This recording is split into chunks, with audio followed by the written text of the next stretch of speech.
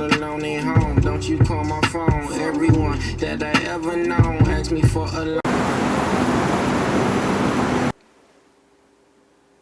Alright, Seattle. So from July 2021 to July 2022, about 17,000 people moved into Seattle. We can average that out to about 11 to 1,200 people every month. So needless to say, people are still moving to Seattle, even though there are X, Y, and Z things being said about it. Businesses are still hiring. It's still a major place of opportunity and growth, so people are going to come.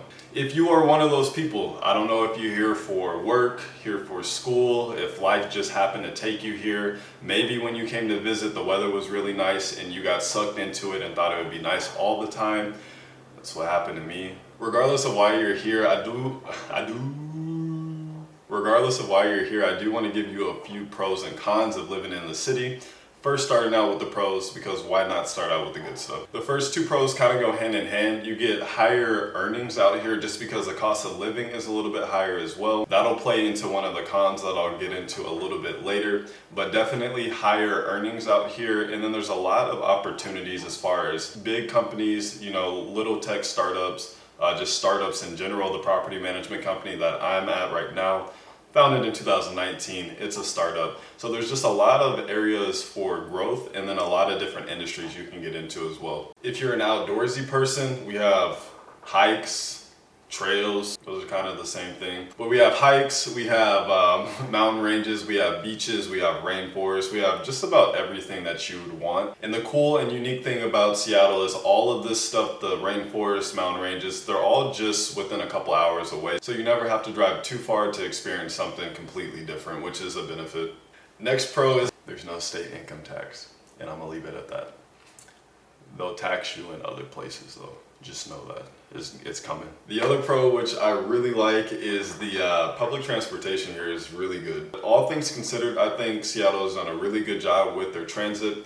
They have a ton of buses that can get you into the city and all the way out to the suburbs. So yeah, public transportation is 10 out of 10. I rode it from September of 2019 all the way until April of 2020.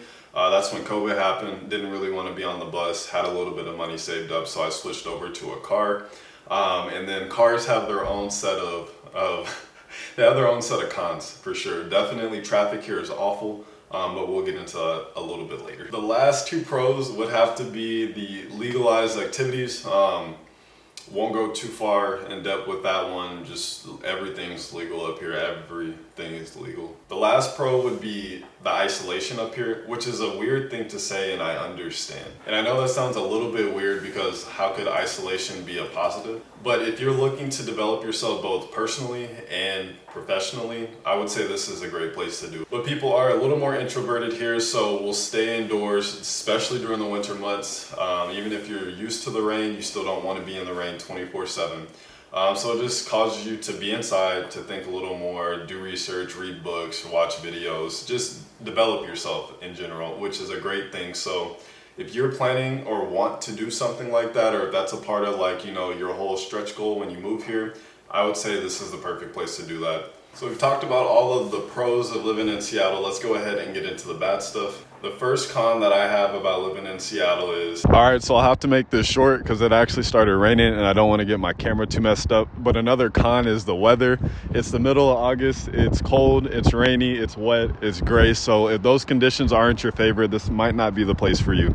But the next con after weather would definitely be the lack of diversity. But once you visit, you'll understand that there are certain groups that you'll see a lot more consistently than others unless you go to particular areas, unfortunately, like it is in other states as well. So lack of diversity definitely is up there as a con for Seattle. The next con would be the cost of living. Of course, you're living in a major coastal city, so the prices of everything are going to be more expensive than they would be inland, let's say in Missouri, Colorado, and states like that. But primarily where I see the cost of living actually taking You know, kind of a huge effect in my life is the cost of rent. Just like I have an urban 1 bedroom, which means I don't have any windows, and I might even show you guys, but I don't have any windows in my bedroom because it's situated in the middle of the unit basically. And so with this not even being a true 1 bedroom apartment, I'm still paying $15.50 for it, and that's before parking, before utilities, before electric, all that good stuff. Another con I hear people talking about is the Seattle freeze. I personally don't think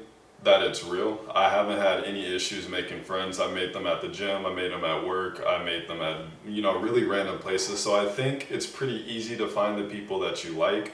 You just need to put yourself in that environment, and then it kind of naturally grows from there, if I'm being honest. Last two cons. I absolutely hate the sugar tax that we have here. Never heard of it before I moved here. And of course, what Seattle is best known for is the homelessness. These are the last two cons that really, the sugar tax kind of is what it is. You know, that's its own separate subject. Homelessness is its own separate subject. The city is doing things to try to alleviate the homeless problem. I can't confirm or deny if it's helping or hurting. But yeah, those are probably the last two cons of living in Seattle. Won't go too in depth with them, but if you do want to do more research, there's plenty of information out on the internet.